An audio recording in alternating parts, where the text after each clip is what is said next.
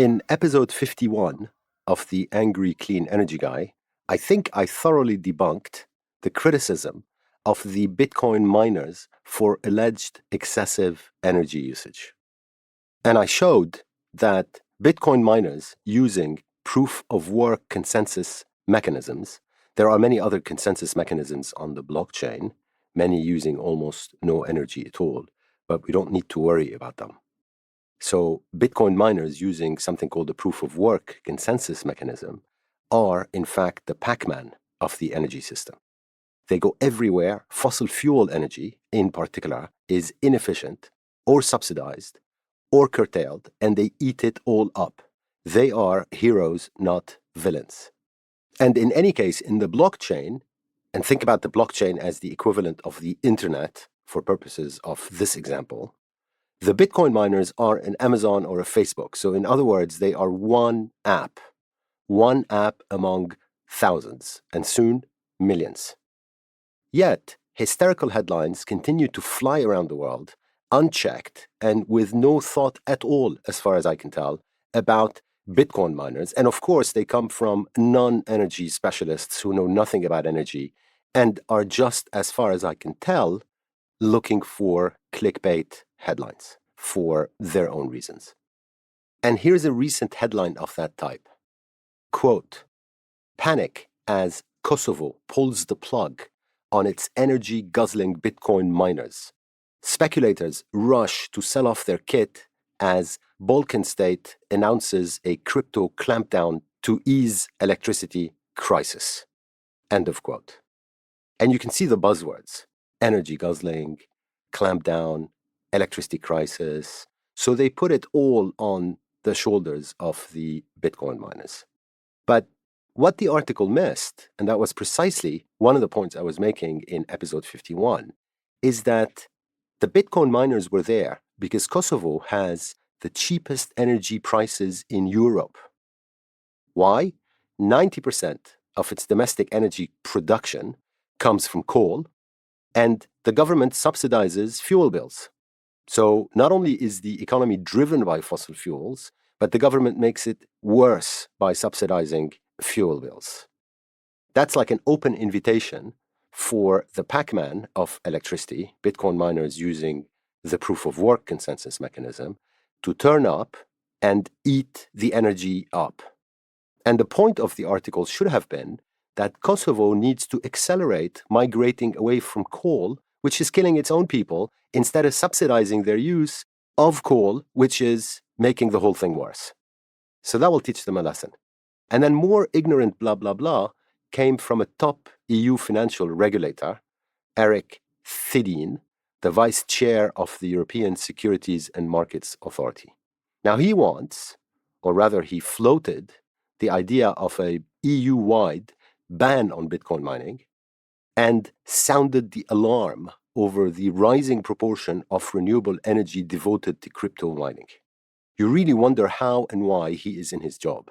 It's just the same nonsense on a different day.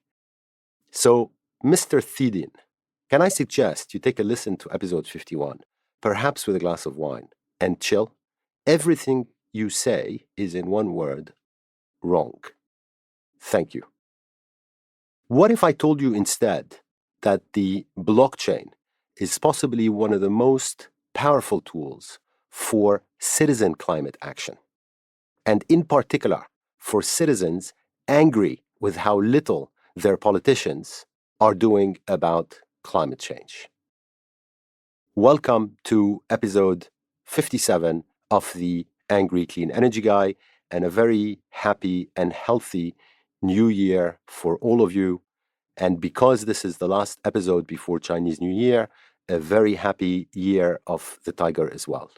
I am so happy all of you are here. Thank you.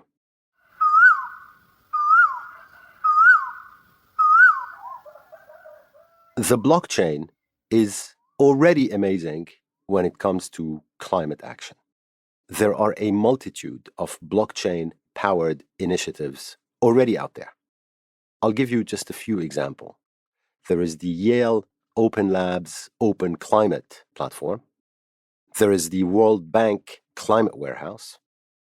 there is the Blockchain for Climate Foundation, the Climate Ledger Initiative, the Climate Chain Coalition, and so on.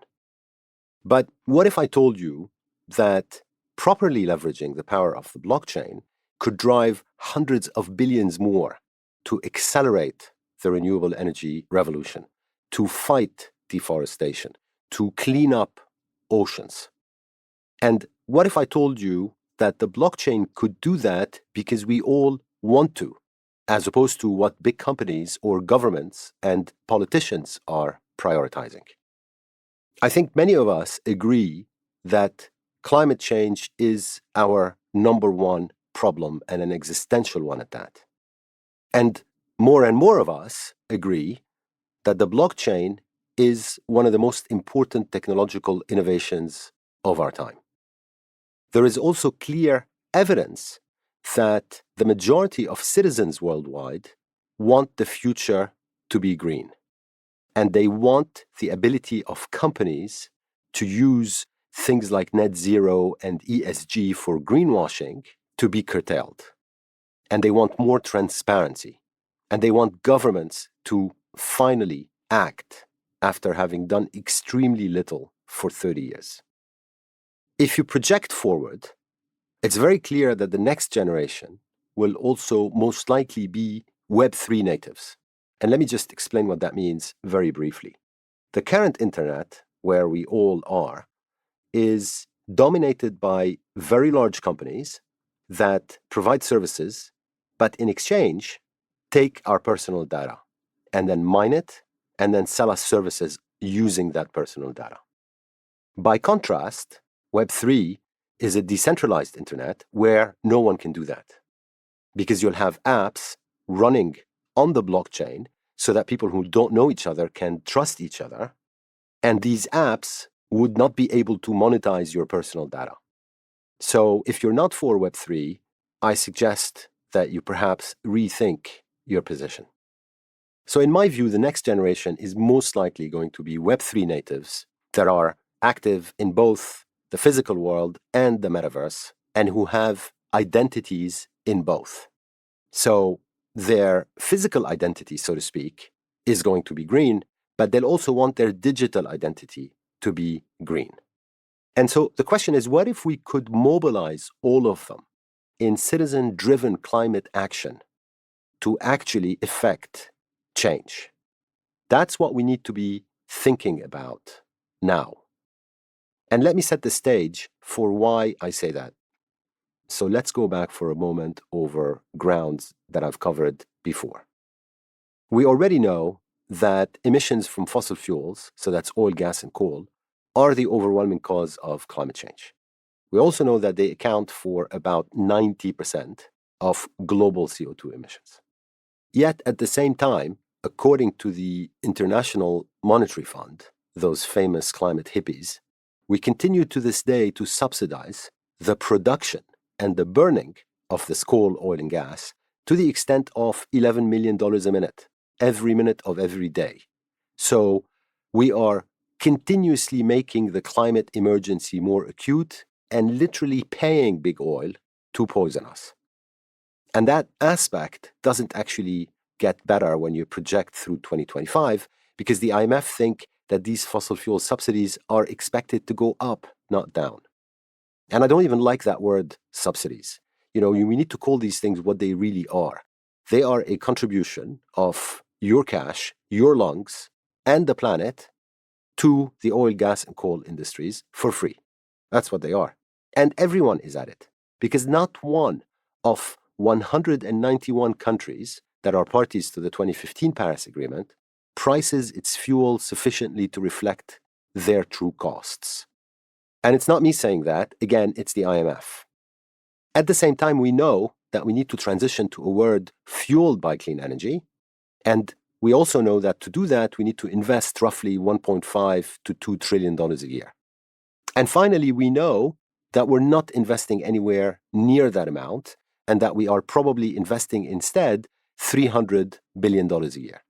And so you have a gap of over $1 trillion a year between what we should be doing and what we are doing, while continuing to send $6 trillion a year to subsidize oil, gas, and coal. That's where governments have gotten us to after 30 years of climate talks. And that's where corporate action is at right now as well.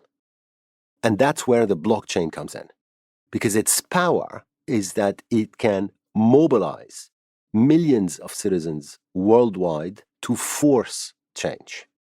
And what I want to talk about next is how that could take place.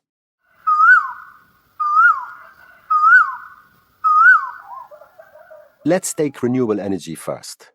What if we could have a blockchain-powered platform that connects a significant proportion of solar and wind power projects around the world? So if you have a solar power plant in Vietnam or in Chile or in Kenya or a wind farm in any country, you would connect your power plant to this blockchain-powered platform. You would upload your actual production data of electricity on a live basis to that platform through a technology system which ensures that you're uploading the correct data. The platform would then download that data on the blockchain and stamp it megawatt hour per megawatt hour. So for every physical megawatt hour of electricity that you, the solar power plant in Vietnam, have exported and sold, there is an immutable record on the blockchain that represents that megawatt hour. And what if that platform then, the blockchain powered platform, then issued a crypto token for each one of these megawatt hours and gave it to the producers of solar and wind power around the world for each megawatt hour that they have verifiably produced and sold? What you would then have created is one instrument, this token, representing the greenness of a megawatt hour of solar or wind power that's been produced somewhere around the world, which can then be purchased by any citizen anywhere around the world that is willing to drive the energy transition faster by sending a wall of money to renewable energy around the world in order to bridge that trillion-dollar gap that I talked about earlier in this episode. Obviously, the platform would have multiple mechanisms to prevent double counting and cheating. And obviously, the verification would be blockchain driven and therefore not requiring any intermediation. In other words, once that example of a solar power project in Vietnam has hooked up to the platform, then it just keeps receiving these tokens as long as it's verifiably producing electricity and selling it. And at that point, people worldwide have the option of buying that token if they can get their hands on it in order to themselves drive the energy transition faster without relying in any way on governments around the world to effect change because of their 30-year record so far of not doing so. And think about that for a moment. What if 1 million people did that, or 10 million people, or 100 million people? I mean, Coinbase alone has 75 million verified users. It's not like we don't have the numbers in the blockchain space. There's possibly over 500 million already in crypto in one way or another, possibly 1 billion. So what if enough of them voted with their wallets, bought these tokens that drive money faster at renewable energy developers so that they can do more of what they do, and therefore themselves affected the energy transition? And the blockchain is a great space to make this happen because it can then add multiple layers on top to decentralize completely decision-making so that the power is at an individual level. And I'll give you a couple of examples of what that means. First, individuals around the world can be incentivized to burn their tokens, so buy them and then effectively make them disappear in order to offset their own use of electricity. So they can be incentivized to do so by receiving an NFT from the platform that represents what they did. And then you can build layers on what they can do with that NFT as well. And I'm not going to bother explaining what an NFT is because if you don't know what it is, please pause this episode, Google it, and familiarize yourself with what it is, because NFTs are possibly one of the most distinctive and powerful trends of this decade, and an incredibly powerful tool for climate action as well. We just have to come up with multiple mechanisms of how, and I'm just painting a couple on this episode. And then what if, on top of these NFTs, these solar and wind projects that I'm talking about around the world, each had a regional or even a country level governance mechanism, which is completely independent and decentralized. I don't want to throw any lingo at anyone, but in the crypto space, this is called a decentralized autonomous organization. In other words, it's something which doesn't have central leadership. And then in each region or even country, these decentralized power structures will govern from the bottom up within the community which additional projects might then access the system to benefit from the same type of acceleration. Because that's what these systems would be doing. They would be accelerating climate action. So, in short, this is just one picture of what the blockchain can achieve in the renewable energy space. In other words, the blockchain can power a far faster energy transformation, transcending the sleepwalking of governments at the moment. And you don't have to stop at renewable energy. You could do the same thing, as I said before, to green the oceans or fight back against deforestation. And in just the same way as Amazon started as a really platform to buy books online, pretty soon that platform that I'm talking about becomes an incredibly powerful fundraising tool for environmental and climate impacts. Why? Because it's mobilizing millions of people, it's giving them what they want, and it's decentralizing the power to make these decisions across and back to the individuals, while giving them the choice of where to accelerate climate action and how to do so. Now, none of this may happen, but that is what the blockchain and Web3 can achieve. And that's why it's particularly annoying to continue to see headlines that are red herrings about the energy use of this or that without any research whatsoever behind them, and then politicians getting on the same bandwagon and spouting nonsense. But with this type of platform, what we would have achieved on the blockchain is complete transparency, publicly available information on public dashboards so that anybody can cross-reference anything that they want, a total auditability trail so that anyone can verify the credibility of the projects that they are backing, zero double counting, zero cheating, gaming add-ons if people want them on a decentralized decision-making basis, and potentially a very significant acceleration of climate action. On the NFT side of things, the green certificates or digitized green certificates, if you will, that people would receive if they burned their tokens, you could have an entire global artist community that is contributing to match the NFT design, for example, to where the underlying electrons come from the project that people would have selected. I mean, the possibilities are endless, but the most important thing, the fundamental basis on which all of this rests, is that it's a structure for actions that make a difference, where you aggregate the power of a multitude of individuals to effect change without taking any decision-making authority away from them.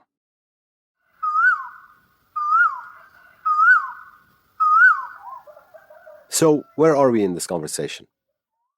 I tried to paint a picture of what the blockchain, Web3, and decentralized autonomous organizations can do, because they have the enormously valuable power of mobilizing millions of people to directly effect change.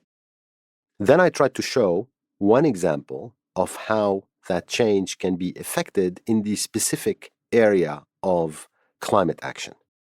Now, I would encourage any one of you to write to me directly via my website, theangrycleanenergyguy.com, if you wanted more clarity, perhaps, on what I described, because I realize that these concepts are not only new, they can also appear complex at first glance.